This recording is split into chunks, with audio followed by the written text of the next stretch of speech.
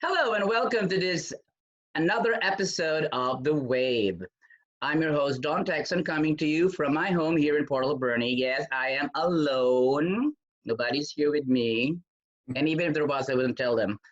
No, I'm kidding. We're continuing with our series on what I call the Wave Rainbow Edition, where I'm interviewing members of the LGBTQ community and talking to them and finding out how this crisis has impacted their personal lives and their business lives as well.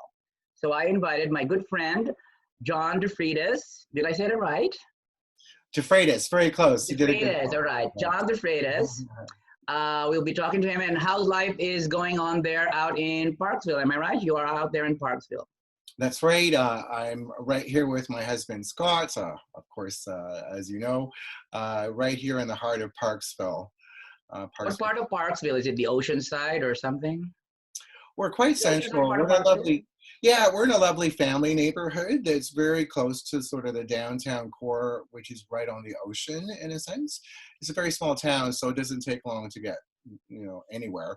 But in any case, yeah, we're quite central, which is both the convenience of having everything around us as well as being right on the water and having a lovely house surrounded by trees. So it's quite nice. Oh, that's quite nice. And the weather's not too bad either. But the past weather has been so great, and we can go outdoors. How ironic is that? I know it's so hard, so very hard for all of us to watch the good weather, and hopefully we get a few peeks here and there from our yards or from the parks or any place that we can really go. Well, although COVID-19 has interrupted our lives in a big way, it has not interrupted spring. So at least I'm thankful for that. I see tulips, I see daffodils, I see hummingbirds, I see the sun out. I have a wonderful view of the harbor bay here, and it's just so beautiful. I wake up to that every morning, and I'm just thankful for what I have, right? I mean, instead of complaining for what you don't have, you got to be thankful for what you do have. As I was telling you a while ago before we started the interview, I came across a verse in the Bible, which I would like to share to open our interview, because that's my first question to you, is the numbering or the counting of our days. In Psalm 90, verse 12, it says, "Show us how to count our days in such a way that we may bring a heart of wisdom in." I think this crisis has got us counting our days. I'm on day 32. What day are you in for your self-isolation? Well, let's see. I think it's just around a month or so for all of us since Trudeau's announcement to essentially stay home. For me, it's been just coming on 2 weeks since I was laid off in my Okay. job as a manager at a very high-profile resort right in Parksville. So I had the real, difficult role of laying off. Three quarters of Oh, staff, yeah, three-quarters of our staff are gone almost immediately after announcements. And then, as I say, just coming up to 2 weeks now, I as well have been laid off. So, of course, there's a massive impact. And, I will say that the job, I've been there for 7 years. This is a long-term career, and it's a wonderful, wonderful career that I've oh had. yes, hospitality, tourism, meeting people, Yeah, it, ambiance, it environment. it's staggering what's happened to us all. But, I do, see myself as yet one more of the victims of the industry.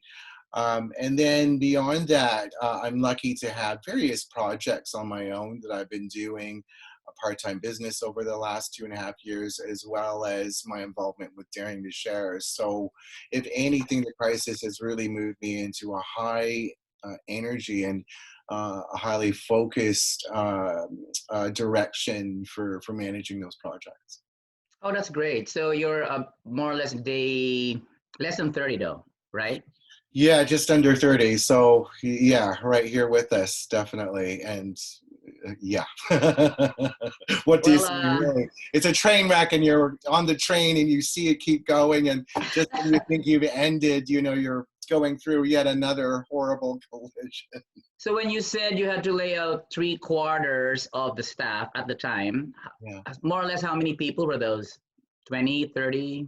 Oh no, three-quarters of staff, that's, you're looking at about, 70 people or so. Oh, okay. Oh, really? Wow. Yeah, quite a large, yeah, yeah, quite That's a large. quite large. Because it was a resort you were managing before the crisis hit, right? Yeah, so in my role, I'm actually the assistant guest services manager, and I have a partnership with the guest services manager in managing our team. And we're a tight knit but very strong team. And of course, there's a whole larger resort itself, which has been terrific, a very high and successful business. So at the same time, we were sort of on the precipice of some major improvements and changes, and and essentially everything came to a grinding halt when. So you're up there in Parksville. It's a beautiful place. I've been there quite a lot of times, and I love Parksville. It's more or less a retirement town or something, isn't it? Well, statistically, the Oceanside area, if you include Qualicum as well, that, it is the highest age, amongst the highest age brackets all over Canada. So, of course, there are large numbers of retirees, and we feel, very comfortable, very grateful in a way, having moved from Vancouver, quite some years ago to the island. It's been a very nice transition for the two of us. But then, my marriage, we're in 25 years now together, Scott and I. Wow. So, sort of settling down in a quieter, slower paced community was ideal for us. And, I haven't looked back. It's been a tremendous last 8 years almost now. So by and large, what's your assessment of the community in Parksville? Have they been able to do what they, do their part in flattening the curve, like staying home? Are the streets less busy? I heard you're stricter on people going to the parks and stuff like that. Right.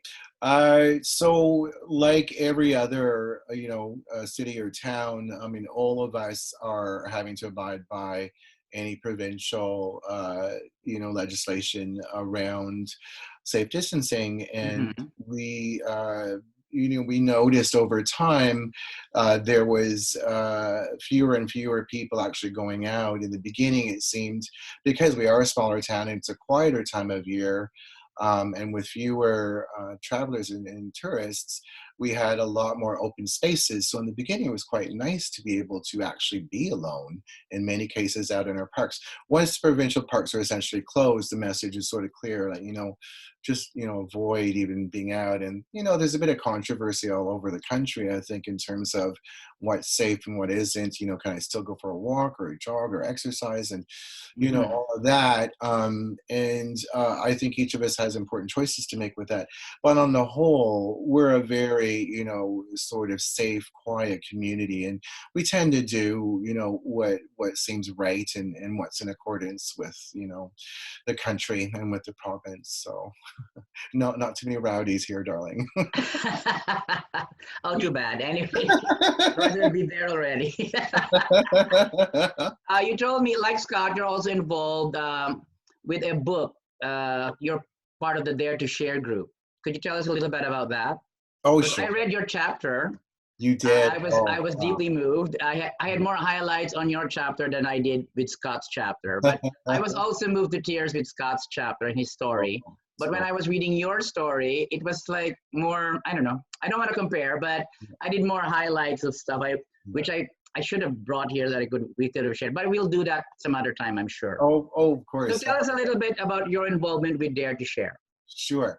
And it's daring to share. Just Daring to share. viewers, daring to share, which is, it's an interesting reason why the name changed. But essentially, it's more reflective of the beautiful sort of foundation that Diana has established. So Diana Ryers became friends with Scott quite some years ago, and we all sort of came together at that point in time. And she was in the process of wanting to write a book, a collection of stories, and people sharing from from a place of vulnerability and authenticity. So real life stories of change, Mm-hmm. crisis, and stuff like that. So we were very intrigued by it. And I had known that, I had what I thought was a pretty interesting and at times very risky kind of, life in my early years.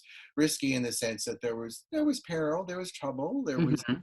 my family, unfortunately, like many, I suffered domestic violence. My father was a violent man with mental illness, and we grew up, in a very fearful environment. So I wrote about that, and I talked about that. Mhm. But very much, I wanted to come in my story in the first book. I wanted to come from the perspective of a young man, a child, really growing up in the early years in Toronto, who was just learning about being different because of the color of my skin. And then Oh, yes. older, learning that I was different because I was gay. So I felt like there was a real message that I had to share about being both gay and a person of color, and growing up in, a fairly good country like Canada that in principle supports freedom and equality and justice and all those things. So, but my experience had its fair share of certainly racism, and I was intensely bullied as a child, and I wanted to reach out to others who'd ever been bullied, because only now in this day and age are we really realizing how much damage comes from That's that, true. and how necessary, particularly for the queer community in Mhm. schools, to be so supported by our educators and teachers in their philosophies. So my message is basically a montage of early life events, and then moving into meeting Scott, and then our relationship moving to British Columbia from Toronto, Ontario. And then after that, the evolution of a relationship, which takes some interesting turns, shall we say, just around my 49th birthday. So you'll have to read the book, but Yeah, let's just take in, I well, have you read have, everyone I have else, read Scott's chapter and then yours. yeah, yeah. And I remember now one thing that sort of like leapt out at me was the use of the word agape or agape. I don't know how Yes, other people pronounce it, but agape, the agape love. yeah. I haven't heard that in like decades. That word, I haven't heard that in decades. Because I, like you, am a man of the cloth. I used to be a man of the cloth. I used to be a minister back in the Philippines. Yeah. I think I was a minister for about 15, 20 years. So I know my Bible, I know the scripture, I know doctrine, I know theology and all that stuff. And you are as well. I said, I promise I'll mention only in passing. So you are a ordained minister of the Universal Church. Can you tell us just a little bit about A bit about that, sure. Well, I've in other aspects of my life, I've had a very strong connection to spirituality, and I was raised as well in a very strong Christian religious environment. But particularly, Jehovah's Witnesses that? Hmm. were a big part of my early childhood life. So it was really quite created a stamp on my identity as a young, person, learning about God. And then over time, I developed my own spirituality as I moved Hmm. away from obviously a Christian model, which does not have tolerance for the queer community, and does not have tolerance in a lot of ways for other religious or spiritual groups. Hmm. So I developed my own identity. And then, it sort of turned into a lark one day when Scott said, "Look at this, John, you can get your membership and be an ordained minister just by applying online." And I thought it was great. I did it. But I did it because it was an extension of a spiritual practice, and also part of my business, which is spiritual coaching as well as personal empowerment coaching. So what I wanted more so was sort of something that would motivate me to focus on gay and lesbian celebrations like weddings and Hmm. religious passages, and to bring that spiritual component in a very interesting way into my business and desire to connect uniquely with our queer community. Okay, perfect. So could you tell me a little bit about this business? Because seem to remember you do like readings and stuff like that. Yes. Yeah. Could you tell me a So little bit about that? sure. So, as usual, I don't fit in a box anywhere, John. I'll tell you. I mean, in my entire Who life, does? but anyway, and boxes are not all that interesting, right? So, the interesting thing is, I have had a background for over 3.5 years, almost 4 years. Was very fortunate to work within the First Nations community right here on the island, and Hmm. I had a role as a family support worker, an addictions counselor, and a men's wellness counselor. And so it was a very dynamic and just unbelievably powerful experience to be a part of this career and this agency, and to learn healing methods, very important, central to First Nations communities, and to work within that community. So I developed a skill set, which built upon previous years of employment counseling and problem solving and coaching. And anyways, I eventually moved out of that back into hospitality. And when I wanted to reconnect with those types of activities, I felt that the spiritual elements and the tarot and mystic and psychic, I'll even say psychic, actually pretty good. I'll read your cards, Don, you'll be impressed. But, for me— I was planning to, but we never got to it. You can do it online. It's a very fluid and intuitive process. And for me, it does come together. It comes together in very remarkable ways. And I talk about that a bit on my website and some of my videos and stuff, and talk about, the layers that include psychology or therapy or social awareness, but also include the intuitive and spiritual sides. And so I work with clients one-on-one to identify wherever they're at. For some, it's a spiritual crisis. For others, they need help to make a career decision and a move. So for me, it's all about personal empowerment, and spirituality or faith or what have you is a very important part of that process as well. Yes, because I firmly believe that aside from being just physical beings, we are very powerful spiritual beings. Yes. There is a degree of divinity in each and every person, because we are made in the image and likeness. Yes. Of course, it's always about the image. No, we are the image and likeness. Actually, another word for likeness is substance. Right. Substance of God. So there is a degree of divinity within each and every person that has rarely been tapped or understood by many. Very true. And I firmly believe in that. So, kudos to you for doing that kind of work. It's a lot of fun. A lot of fun. Yeah, I will get you to read my cards one of these days. Okay.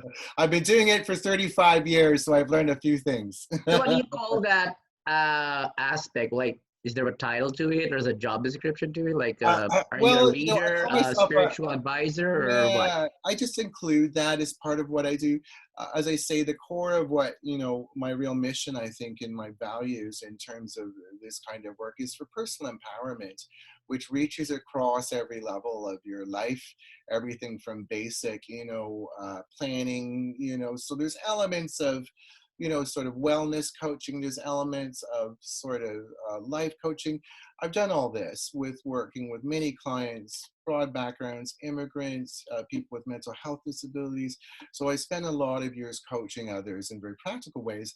And so for me, personal empowerment is at the core of making, choices, bring us out of a state of being at the mercy of events or being victims to circumstances. Now, even when things like now, even when terrible things like a virus seem to completely turn our lives upside down, how can we still be empowered would be one. So yeah, so that was my next question. As you personally though, so you have to like consider how you have to sort of like reinvent yourself. You have to settle. You have to set yourself in a routine now, a schedule, and undertake other projects that you could have not have undertaken if you were in a full-time job. Now, what do you do? Do you write? Do you teach online? What are you doing to sort of like reinvent yourself? Thank you. As you say, Don, it very much is like a reinvention of the self, for all of us.